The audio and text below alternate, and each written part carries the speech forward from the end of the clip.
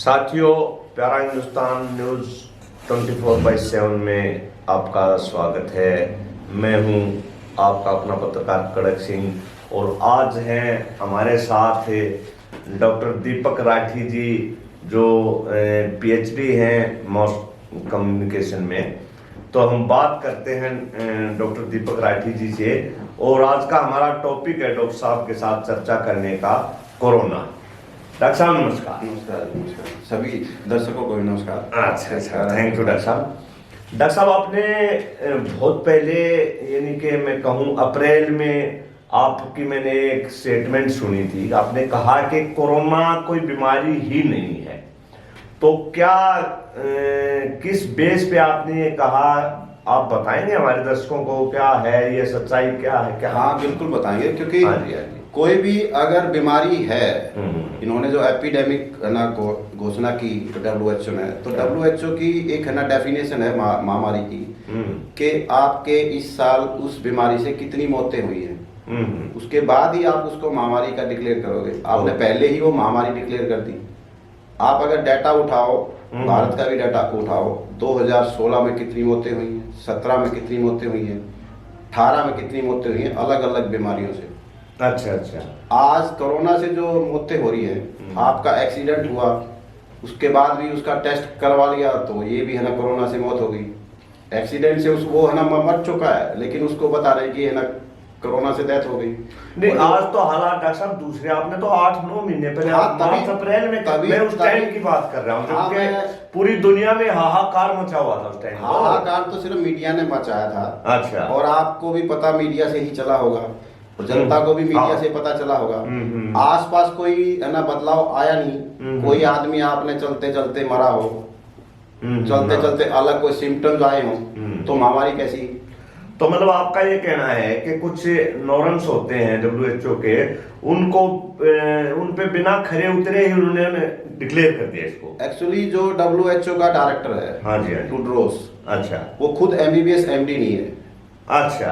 जो मतलब भारत में होता था। ये देखो भाई, बहुत खास जानकारी कि WHO वर्ल्ड हेल्थ ऑर्गेनाइजेशन जो है उसका जो डायरेक्टर खुद डॉक्टर ही नहीं है। तो आप देख लो फिर के हाल हो गया इस तो वो खुद है नहीं है, और वो वहाँ का विदेश मंत्री था। हाँ जी, इथोपिया का। वहां भी उस पर इल्जाम लगे थे भ्रष्टाचार के। अच्छा। उसने चाइना की किसी कंपनी को कुछ आउट ऑफ द वे जाके मामला दिया था। अब ये जो WHO का अब जो यहाँ पे आया, तो ये भी उसका बिल गेट्स के साथ मिलके इन्होंने इससे पहले वो वहाँ पे वो शुरू किया था H1N1 यूरोप में। वहाँ पे यूरोपियन संसद ने उसको WHO को बैन किया था उस वक्त। तो ये पूरी की पूरी जो पूरी दुनिया में आज के दिन जो इंटरनेशनल संस्थाएं बन रही हैं, वो पूरे ना देश में सिर्फ देशों को लूटने के लिए बहका व्यापार लाके, जैसे WHO है, WTO है, IMF है, वर्ल्ड बैंक है। इनका काम है कि हम इन देशों को अपना गुलाम कैसे बनाएं। गुलाम बनाने के दो ही तरीके हैं, या तो आप उसको तलवार के बल पे बनाओ, या उसको लोन दे दो, उसको कर्ज में डाल के लोन दे दो। दो ही तरह से आप गुलाम बना पाओगे। जब आप उसको लोन दोगे तो अपनी है ना कंडीशन पे दोगे, आर्थिक गुलामी जिसको तो उस पे दोगे। तो ये सीधा सीधा आपने इस देश में आपने अभी जो इसके बाद जो आया मामला, अभी है ना मार्च की स्थिति और थी जब मैंने कहा, आज की जो स्थिति है, आज करीबन 1.89 लाख करोड़ की वैक्सीन खरीद ली। हाँ जी, भारत ने खुद है ना प्रधानमंत्री ने कहा है। जबकि इस देश में बहुत से ऐसे गांव हैं जहां पानी नहीं है, और वहाँ ना क्योंकि हरियाणा के स्कूलों में, सरकारी स्कूलों में लाइट नहीं है। आप कहीं भी जाके देख लो, सरकारी स्कूलों में, जो गांव के स्कूल हैं उनमें लाइट नहीं है 24 घंटे। नहीं है। जब आपके पास मूलभूत आवश्यकता ही नहीं है तो वैक्सीन वो नहीं है, तो वैक्सीन लाने की क्या जरूरत थी? और फिर वैक्सीन तो डॉक्टर साहब जब लोग मर रहे हैं कोरोना से, तो वैक्सीन क्यों नहीं लाएंगे? कमाल है। जरा डाटा, किसी की पोस्टमार्टम रिपोर्ट है? सरकार ने जो कोरोना से मरे किसी की पोस्टमार्टम रिपोर्ट जारी की ना? पोस्टमार्टम रिपोर्ट तो है नहीं है, वैसे डिक्लेयर तो यही करते हैं कोरोना से डेथ हुई है। हम कैसे मान लें कोरोना से डेथ हुई है? हम पढ़े लिखे लोग हैं, हम किसी डेथ को कोरोना डेथ कैसे मान लें? इससे ज्यादा डेथ थे तो इस देश में उससे होती हैं, एक्सीडेंट से। जितनी मौतें हुई है, खुद प्रधानमंत्री ने कहा कि 10 लाख लोगों में से सिर्फ 10 लाख लोगों में से सिर्फ 8,000 या कितनी मौतें हुई हैं। खुद का उसका भाषण आप सुन लेना, मेरे को याद नहीं है, मैं वैसे भी नहीं सुनता उसका भाषण, वो भी बताया था। तो ये है, तो कितना हुआ परसेंटेज? 0.08 है ना परसेंटेज, ये होते हैं। और उनमें से भी अगर आप पोस्टमार्टम उनका जारी होता तो कहाँ आता? तो आपका क्या मानना है सब जो ये मौतें हो रहे हैं, जो सरकार कह रही है कि कोरोना से इतने लोग मर गए, वो कोई भी कोरोना से नहीं मरा है? कोरोना से कोई भी नहीं मरा है। जहाँ पे अगर कोरोना के कुछ सिम्टम्स आए हैं, उनके सिम्टम्स आए 5G, जहाँ अभी जो 5G ला रहे हैं, तो पूरी देश है ना, पूरी साजिश है 5G लाने की। जो 5G में वो डालते हैं वो टेस्टिंग के लिए, वो टेक्निकल वर्ड है ना, टेलीकॉम वाले ज्यादा अच्छी तरह जानते होंगे।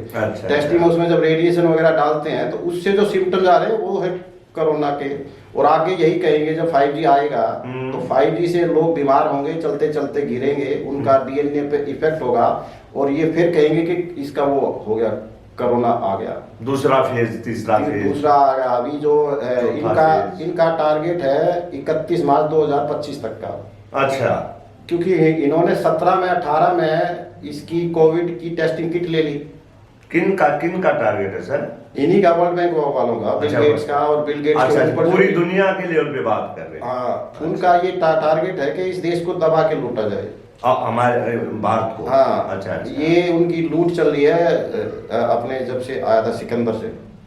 लेकिन भारत में कोई ना कोई ऐसा व्यक्ति आता रहता है जो उनका खिलाफत करता रहता है।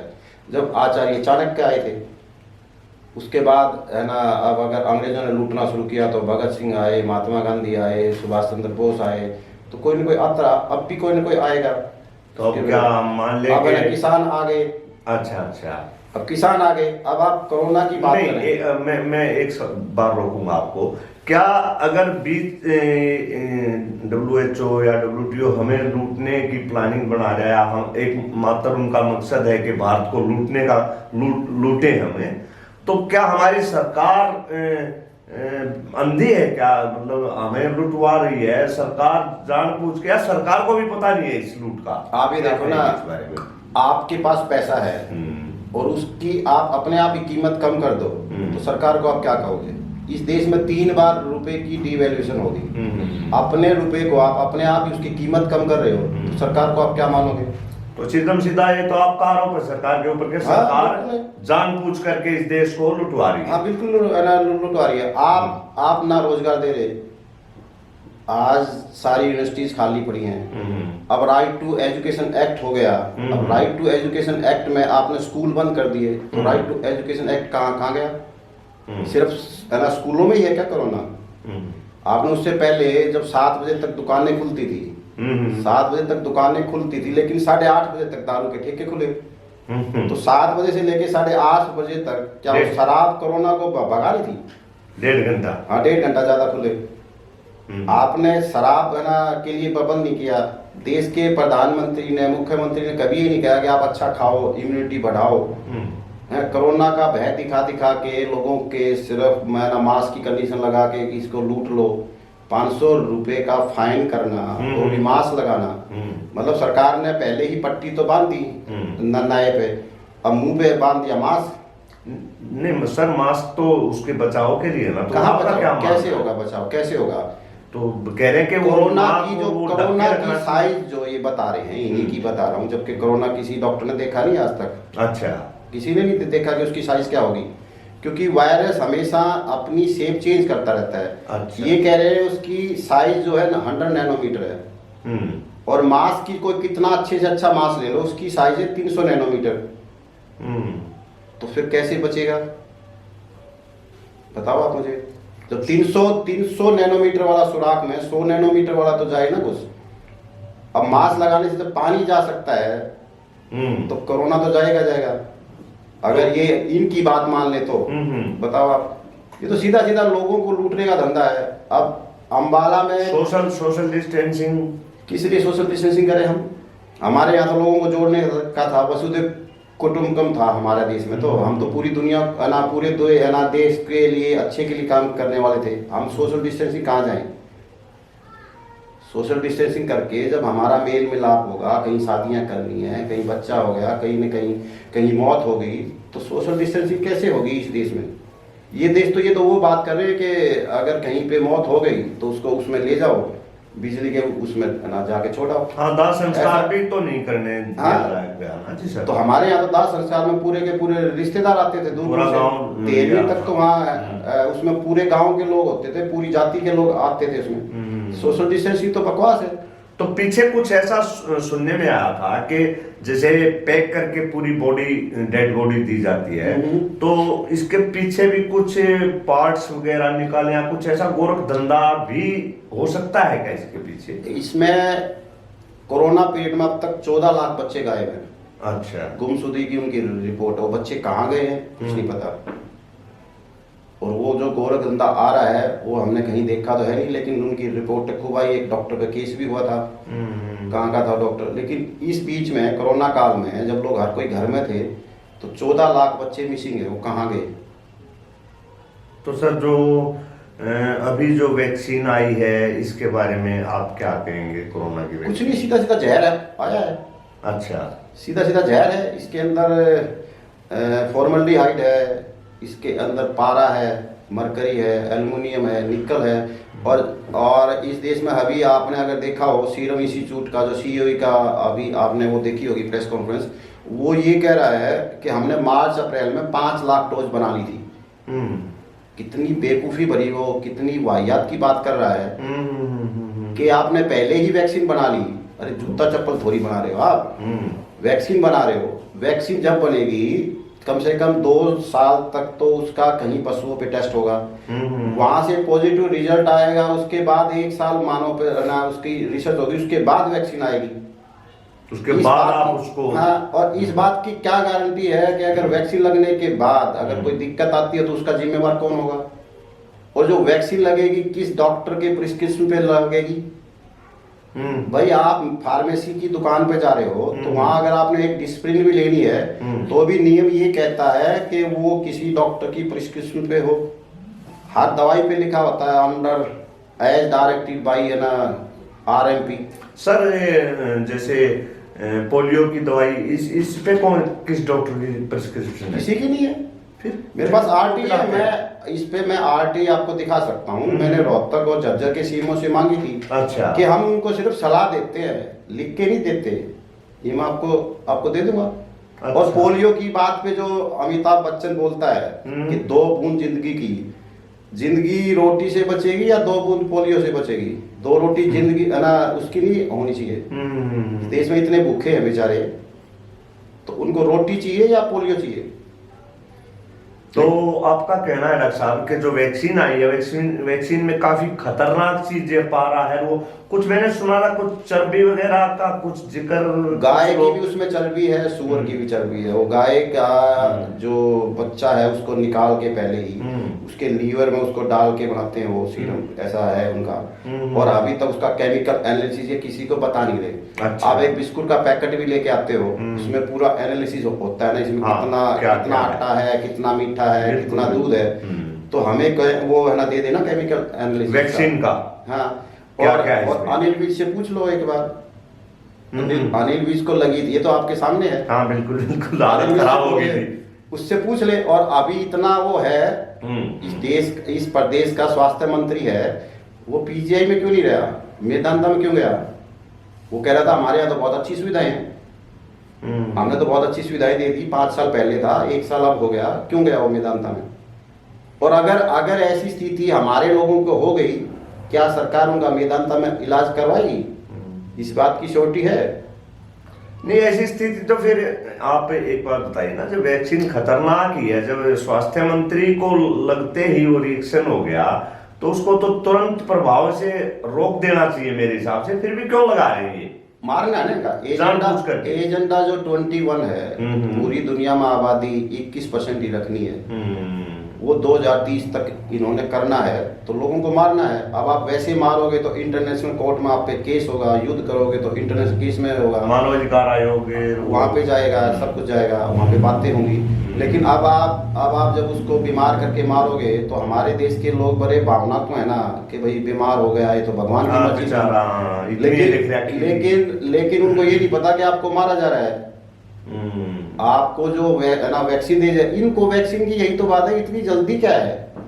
और अगर जल्दी है तो डॉक्टर साहब मेरे हिसाब से अगर सरकार को इतनी चिंता है तो सबसे पहले वैक्सीन सभी मंत्रियों को, प्रधानमंत्री, हाँ, गृह मंत्री, इनको लगवानी चाहिए शायद। नहीं, वो लगवानी चाहिए, वो हमें भी पता हो ना, वो क्योंकि वो सामने लगवाए ना, देश को दिखा करके लगवाए। एक पानी का लगा दिया इंजेक्शन और हमें वो ओरिजिनल लगा दी, उस बात का क्या है सबूत? उसको सलाइन वाटर की लगा दी वैक्सीन। अच्छा। और हमें है ना वो एक्चुअल लगा दी जो जहर है, फिर इस बात की क्या सोटी है? उसमें नहीं, वो तो ट्रांसपेरेंसी तो चाहिए नहीं है ना। आप इतनी जल्दी कर रहे हो, आपने सारे स्कूल बंद कर दिए, मंदिर बंद कर दी, मस्जिद बंद कर दी, सब कुछ बंद कर दिया। ऐसी कौन सी अभी तक ट्रेनें नहीं चली है पूरी? क्यों नहीं चल रही भाई? जब आपके सारे व्हीकल चले है ना, चल पड़े तो है ना, क्यों नहीं है? ट्रेनें है ना, है नहीं पूरी, क्यों भाई? क्या है का कारण ऐसा? और फिर दूसरी तरफ सुप्रीम कोर्ट ने आपको आज्ञा दे दी कि हम सुसाइड कर सकते हैं, तो हम मर जाएंगे, तुम्हें क्या दिक्कत हो रही है? आप हमें ना रोजगार दे रहे, आप हमारा जो रोजगार वो भी धंधा छीन लिया। पिछले 1 साल से लोग धक्के खाते रहे, कितने लोग यहाँ से लेके वहां तक घूमते रहे, क्या हुआ? अगर ये बात होती तो आज ना कोई भी नहीं रहता, ना आप रहते ना हम रहते। डॉक्टर साहब बहुत लोग कहते थे आपकी तरह, कई बार हम भी ये कहते थे, हमें भी यूँ लगता था कि बीमारी नहीं है, महामारी नहीं है, परंतु कुछ लोग ये कहते यार अमेरिका में इतने लोग मर रहे हैं, कनाडा में इतने मर रहे हैं, चाइना में इतने मर गए, ये तो बोला ये क्या बेवकूफ है ये देश जो इतने पढ़े लिखे। चाइना में अमेरिका में हर साल इतने ही लोग मरे, कोई आज नई बात नहीं है। अच्छा, पुराना डाटा उठा लो, आप 2018 का उठा लो, 2019 का उठा लो, वहाँ हमेशा इन्फ्लुएंजा लाइक डिजीज में आता है, उनसे हर साल मरते हैं। आज उसका नाम दे दिया कोरोना। अच्छा, हर साल मरते हैं वहाँ, कोई नई बात है? अच्छा, उठा के देख लो डाटा, उसका आप स्टैटिस्टिकल डाटा उठा के देख लो कि अमेरिका में 2017 में कितने मरे, 18 में कितने मरे। ये तो अब मीडिया उसको हाईलाइट कह रहा है ना, क्योंकि मीडिया, बिल गेट्स ने मीडिया को पैसा दे दिया कि आपने ये बात बोलनी है तो बोलनी है। डॉक्टर कोठारी ने भी कहा था कि ये कोरोना, हाँ, डॉक्टर कोठारी हमारी कोरोना मुक्ति अभियान के राष्ट्रीय संयोजक हैं और वो सारा मामला डाटा वही करते हैं और उन्हीं से पूछ के हम ये सारी बातों की बात हो रही है।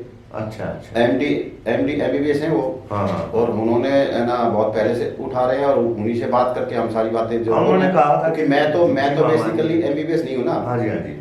अब टूड्रोस को मुझे बनाएगा नहीं, कोई मुझे वहां पे लगाए तो मैं इसको है ना कहीं पे करूँ बंद।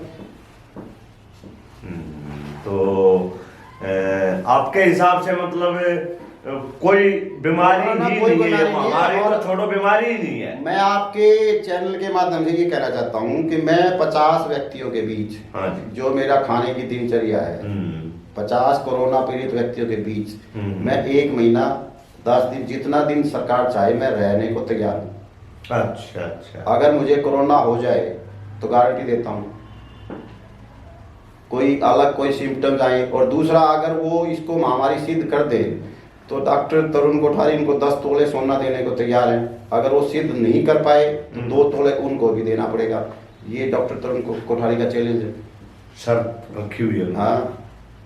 अच्छा, तो भाई डॉक्टर साहब ने तो इन्हों लगा लो कि फड़क काट दी एक तरह से अपनी औरतें लोगों की। ये लोगों ने देखना है, आप लोगों ने देखना है कि भाई कोरोना मानना है या ना मानना है। ये तो खुल्लम खुला चैलेंज करे, लंगोटी घुमाओ, 50 मानसा में डेली बैठा के खाना खुआ दो और मेरा कोरोना हो जाए, तो ये चैलेंज है मेरी तरफ से।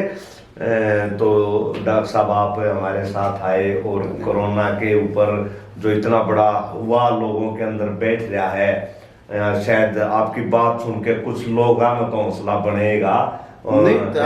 कोशिश हमारी चल रही है और आप भी इसको अगर उठा रहे हैं चैनल के माध्यम से, तो उम्मीद आगे जो होगा अच्छा ही होगा। हमें उम्मीद तो अच्छे की करनी चाहिए। हाँ, हमारा हाँ जी, हाँ जी। हमारी तो गीता की धरती है और गीता के अकॉर्डिंग हम काम करते हैं। तो डॉक्टर साहब का कहना है भाई कोरोना कोई बीमारी ही नहीं है, महामारी तो छोड़ो, ना कोई बीमारी है, ना कोई मास्क की जरूरत, ना कोई सोशल डिस्टेंसिंग की। और इनका कहना है कि वैक्सीन एक जहर है और वैक्सीन नहीं लगवानी चाहिए है हमें। वैक्सीन में काफ़ी खतरनाक चीज़ें, रसायन जो हैं वो हैं। और इन्होंने बताया, इन्होंने क्या बताया, सब लोगों को पता है कि हमारे हरियाणा के स्वास्थ्य मंत्री अनिल विज जी को जो वैक्सीन लगी तो उनकी हालत काफ़ी ख़राब हो गई थी और अभी उनकी हालत में सुधार बता रहे हैं। तो इन सब जानकारी के, ये सब जानकारी जो डॉक्टर साहब आपने दी, इसके लिए आपका बहुत बहुत धन्यवाद। धन्यवाद।